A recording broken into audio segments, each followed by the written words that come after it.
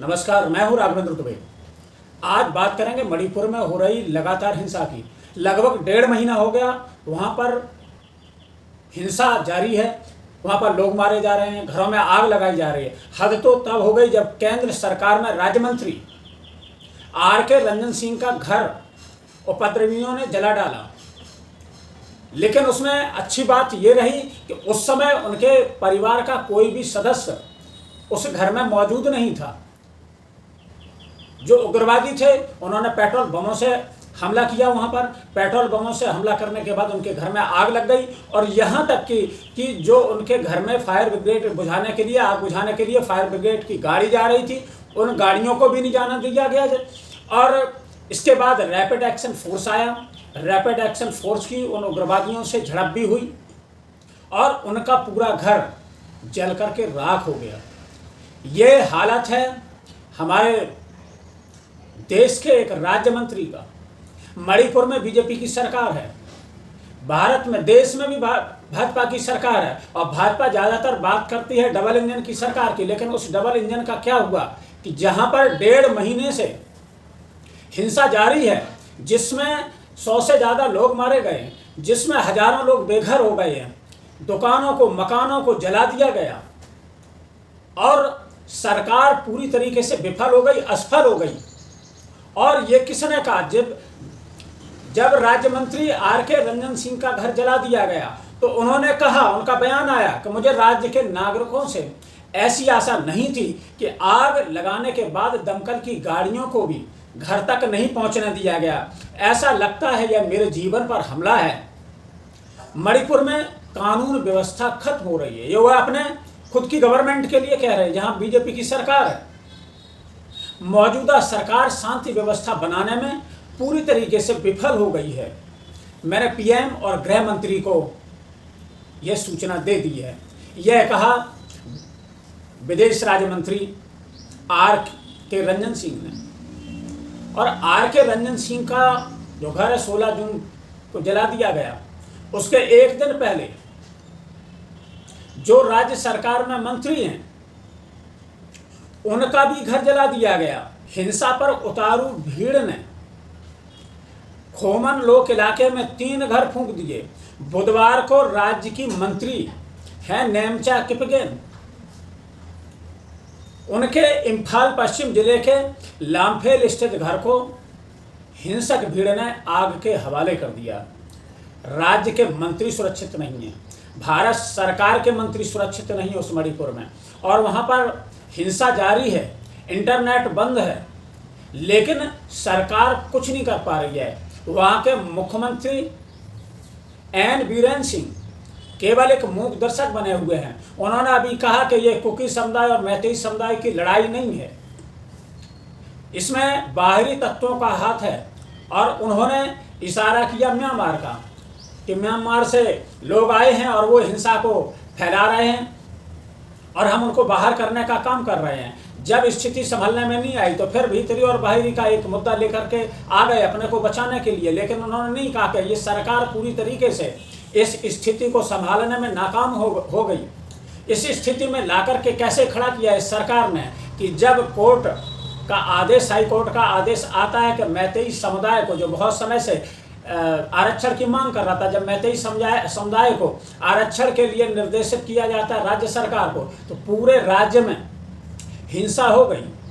मैतेई समुदाय जो वहाँ का बहुसंख्यक समाज है और जिसका अधिकतर भूभाग पर वहाँ कब्जा है, और दूसरा जो कुकी समुदाय है जो पहाड़ी क्षेत्रों पर रहता है, वो उनकी स्थिति उतनी अच्छी नहीं है जितनी मैतेई समुदाय की, जो क्योंकि जो सरकार है एन बीरेन सिंह की, उसमें ज़्यादातर जो मंत्री हैं वो मैतेई समुदाय से हैं, क्योंकि मैतेई समुदाय वहाँ पर बहुसंख्यक है। और ऐसी स्थिति में दोनों समुदायों का टकराव हो जाना, आप देखिए कि एक दिन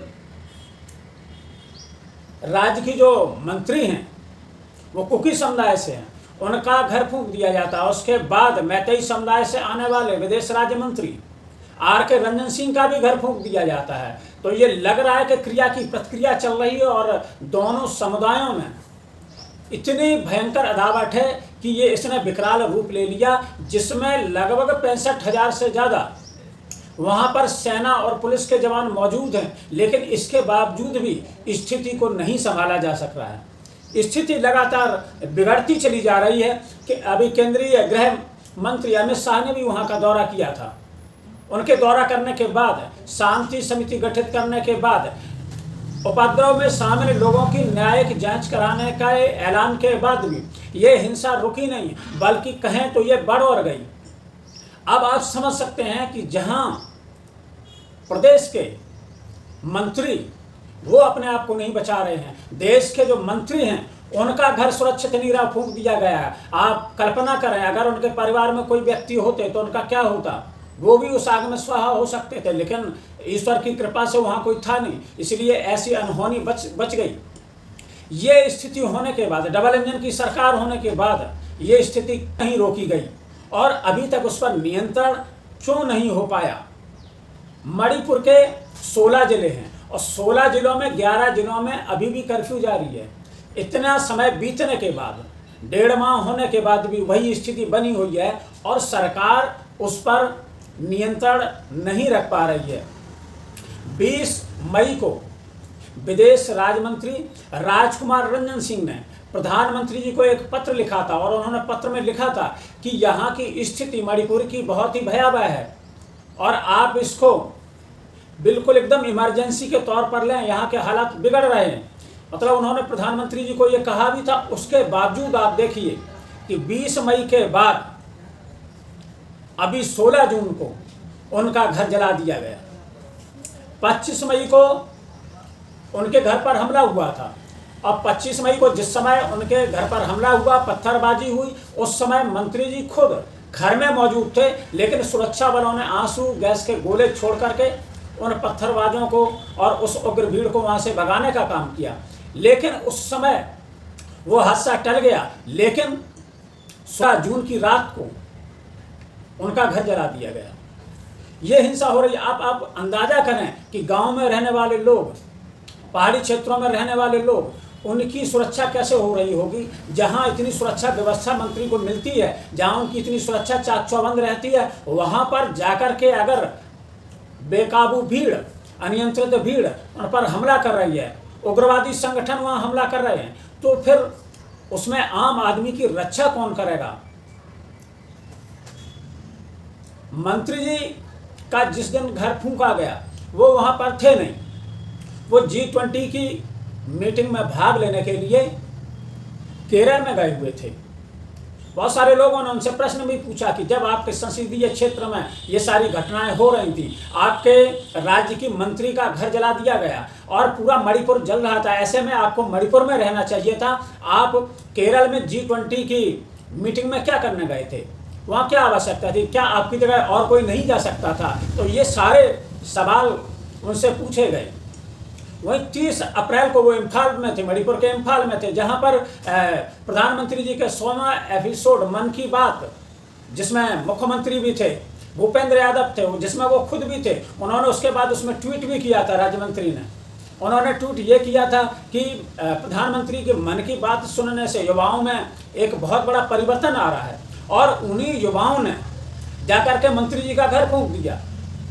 तो ये प्रधानमंत्री जी अमेरिका जा रहे हैं, अगले सप्ताह वो अमेरिका जा रहे हैं और उन्हीं के राज्य मंत्री का घर जला दिया जाता है। और 1.5 महीने से ये स्थिति है। G20 में हमारे यहाँ सम्मेलन चल रहा है, हमारी स्थिति क्या होगी, और G20 में हमारी जो और देश आए हुए हैं वो हमारे प्रति क्या सोचेंगे कि भारत देश, जहाँ पर अभी जब वो अमेरिका जाएंगे मोदी जी, तो तमाम मीडिया जो अभी विश्व गुरु का डंका बजाएगी, वही मीडिया उनको ग्लोबल लीडर साबित करने में लग जाएगी। और सारे चारों तरफ मणिपुर जैसे हालात छोड़ करके उत्तराखंड में जो हालात हो रहे हैं, जहां पर मुस्लिमों से उनकी दुकानें खाली जबरन कराई जा रही हैं, ऐसे हालातों की चर्चा ना हो करके बात हिंदू मुस्लिम की होगी। बात होगी कि कैसे ऑस्ट्रेलिया ने मोदी जी को दबास बोल दिया, कैसे उनको विश्व गुरु बन गए और पूरे सारे देशों में उनका डंका बज रहा है। यही सब देखने को मिलेगा। लेकिन कोई भी आप टीवी शो देख लें, जो प्राइम शो आ रहे हैं, उन पर कहीं भी मणिपुर की ज़्यादा चर्चा हो नहीं रही है, उस पर कोई डिबेट नहीं हो रही है, क्योंकि उनको जो दूसरा गुणगान करना है, उन्हें ना विकास की बात करनी है, ना हमारी जो समस्याएं हैं उसका कैसे समाधान हो, उसकी भी बात करनी है। क्या यह डबल इंजन की सरकार फेल हो गई है? क्या सरकार पर राष्ट्रपति शासन नहीं लगा देना चाहिए? राज्य सरकार पर, मणिपुर की सरकार पर, जहां पर हालात बेकाबू हैं और मुख्यमंत्री उसको काबू नहीं कर पा रहे हैं। वो इशारा कर रहे हैं कि म्यांमार के लोग यहाँ पर घुस आए हैं, वो ऐसी स्थिति कर रहे हैं। अगर ऐसी स्थिति है तो केंद्र सरकार ने क्या म्यांमार से बात की? म्यांमार में जहाँ पर 2017 में प्रधानमंत्री मोदी जी गए थे, वहीं 2021 में वहाँ का तख्ता पलट हो गया और सैनिक शासन हो गया। क्या उस सैनिक शासन से केंद्र सरकार ने बात की? और अगर बात नहीं की तो क्या म्यांमार का उसमें कोई रोल नहीं है? अगर उनका रोल नहीं है तो फिर एन बीरेन सिंह वहाँ के मुख्यमंत्री मणिपुर के क्यों इस तरीके की बातें कर रहे हैं? क्या वो अपनी असफलता छुपाने के लिए इस तरीके की बात कर रहे हैं? इसी मुद्दे को लेकर के कुछ समय पहले हमने एक YouTube पर अपना वीडियो डाला था कि हिंसा की आग में सुलगता मणिपुर, उसको भी आप जरूर देख लें। उसमें विस्तार से पूरी बात मणिपुर के बारे में बताई गई कि ये जो हिंसा शुरू हुई वो कैसे शुरू हुई, उसमें पूरा विस्तार से बताया जाएगा। 100 से ज़्यादा लोग मारे गए, हजारों लोग बेघर हो गए हैं। ऐसी स्थिति से कांग्रेस ने भी इस स्थिति पर पलटवार किया और उन्होंने सबसे ज्यादा जो पलटवार किया, उन्होंने मीडिया पर पलटवार किया। आज मणिपुर पर चर्चा हो जाए, लेकिन सर्वप्रथम कुछ ही महीने पहले प्रधानमंत्री मोदी ने मणिपुर के संदर्भ में क्या कहा था वो सुन लेना जरूरी है। साथियों, एक समय था जब मणिपुर को पहले की सरकारों ने अपने हाल पर छोड़ दिया था। जो दिल्ली में थे वो सोचते थे कि कौन इतनी तकलीफ उठाए, कौन इतनी दूर जाए। जब अपनों से ऐसी बेरुखी रहेगी तो दूरियां बढ़ेगी। तो सुना आपने, लेकिन 40 दिन से ऊपर हो गए, मणिपुर लगातार जल रहा है। मणिपुर इस देश का हिस्सा है, इस देश का एक राज्य है। हिंसा का यह आलम है कि लोग एक दूसरे के खून के प्यासे हुए पड़े। 103 लोगों से ज्यादा की मौत हो चुकी है, 60,000 से ज्यादा लोग विस्थापित हो गए, तमाम बिल्डिंग फूंक दी गई है, आम लोगों का, विधायकों का, सांसदों का घर तो जल के स्वाहा हो ही गया था। अब बीजेपी के अपने एक मंत्री का घर जल के खत्म हो चुका है। कानून व्यवस्था पूरी तरह से ध्वस्त है, स्थिति संभले नहीं संभल रही है, इनफैक्ट बद से बदतर होती जा रही है। लेकिन ऐसा प्रतीत होता है कि दिल्ली की भाजपा सरकार को मानो कोई फर्क ही नहीं पड़ रहा है। स्थिति राज्य सरकार से कंट्रोल नहीं हो रही है, दिल्ली के हुक्मरान हाथ पे हाथ धरे बैठे हैं। ऐसा नहीं अमित शाह गए थे वहां पर, लेकिन वो पर्यटन करने गए थे या समस्या का समाधान खोजने गए थे, मुझे नहीं पता, मैं नहीं समझ पा रही हूं। क्योंकि उनके आने के बाद से तो हिंसा और भड़क गई है, कर्फ्यू लगा हुआ है और लगातार हिंसा हो रही है, लगातार लोग मारे जा रहे हैं। तो स्थिति इतनी कंट्रोल से बाहर कैसे हो गई है? इस देश के प्रधानमंत्री जब वहां पर चुनाव प्रचार कर रहे थे, नरेंद्र मोदी जी, तो अगले 25 साल की नींव रखने की बात करते थे। अब जब हिंसा भड़की हुई है तो ना शांति की एक अपील है, ना एक सार्वजनिक रूप से उन्होंने शब्द बोला है इस हिंसा के खिलाफ, इन मौतों के खिलाफ। और अब तो वो भयावह सच सामने आ रहे हैं जहां पता चल रहा है कि चुनाव जीतने के लिए हेमंत बिस्व शर्मा, राम माधव और भारतीय जनता पार्टी ने मिलकर उग्रवादी संगठनों का सहारा लिया था। और मीडिया के मेरे साथियों से सिर्फ मैं इतना कहना चाहूंगी, क्योंकि मणिपुर दिल्ली से दूर है, क्योंकि मणिपुर में भाजपा की सरकार है और क्योंकि मणिपुर के हालात बताने से इन लोगों के काले कारनामे सामने आ जाते हैं, कब तक कवर फायरिंग दीजिएगा? मणिपुर इस देश का हिस्सा है और जो अखंड भारत का दंभ भरते हैं, पहले इस देश के एक हिस्से को तो बचा लीजिए। जो जुमला फेंकते हैं रूस और यूक्रेन का युद्ध रुकवाने का, पहले यह गृह युद्ध तो रुकवा लीजिए। असलियत यह है कि मणिपुर जल रहा है। प्रधानमंत्री जी, अगर आपको अपनी यूएस की पैकिंग से फुर्सत मिल जाए तो संज्ञान लीजिए और स्थिति में सुधार बहाल करने के लिए प्रयास करिए, क्योंकि ऐसा लगता है कि मणिपुर को तो आपने उनके हालात पर छोड़ दिया। आज का मुद्दा यहीं तक, फिर मिलेंगे किसी नए मुद्दे के साथ। तब तक के लिए दीजिए इजाजत। धन्यवाद। जय हिंद, जय भारत।